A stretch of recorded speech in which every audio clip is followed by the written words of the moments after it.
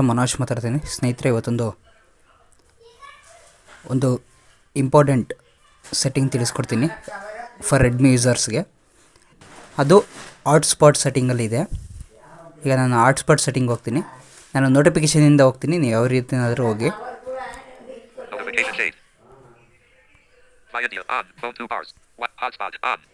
S, hotspot on ಆಗಿದೆ. ಇದ್ರ ಮೇಲೆ double tap and long press ಮಾಡ್ತಾಯಿದ್ದೀನಿ. ಪೋರ್ಟಬಲ್ ಹಾಟ್ಸ್ಪಾಟ್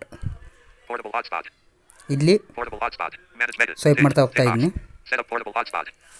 ಸೆಟಪ್ ಹಾಟ್ಸ್ಪಾಟು ಇದು ಬೇಡ.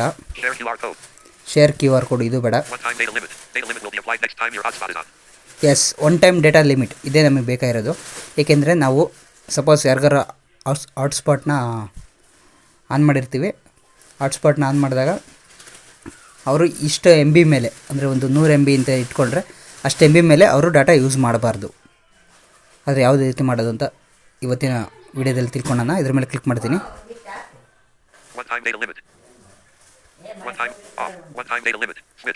S, off one time data limit ಇದೆ, ಇದನ್ನು ಆನ್ ಮಾಡ್ತೀನಿ. ಎಸ್, ಆನ್ ಮಾಡಿದೆ. ಇಲ್ಲಿ ಸೈಜು 50 MB ಇದೆ. ಈಗ ಇದ್ರ ಮೇಲೆ ಕ್ಲಿಕ್ ಮಾಡ್ತೀನಿ. 50 MB, 100 MB, 150 MB, 200 MB. ಕಸ್ಟಮಲ್ಲಿ ಹೋಗ್ಬಿಟ್ಟು ನಾವು GB ಎಲ್ಲ ಬೇಕಾದ್ರೆ ಸೆಟ್ ಮಾಡ್ಕೋಬೋದು. ಈ ಕಸ್ಟಮಲ್ಲಿ ಹೋಗಿ ತೋರಿಸ್ತೀನಿ ನೋಡಿ ಯಾವ ರೀತಿ ಅಂತ.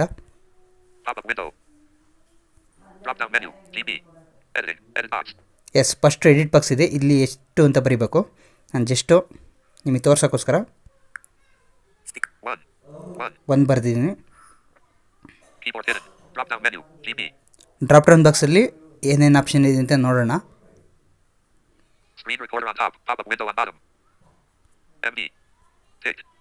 GB ಇದೆ, MB ಇದೆ, 2 ಆಪ್ಷನ್ ಇರೋದು. ಈಗ MB ಸೆಟ್ ಮಾಡಿದರೆ 1 MB ಆಗುತ್ತೆ. GB ಸೆಟ್ ಮಾಡಿದ್ರೆ GB. ಈಗ GB ತೋರಿಸ್ತಾ ಇರೋದು ನಾನು. ಬ್ಯಾಕ್ ಬಂದೆ. GB cancel. ಓಕೆ ಕೊಟ್ಟರೆ ಸೇವ್ ಆಗುತ್ತೆ.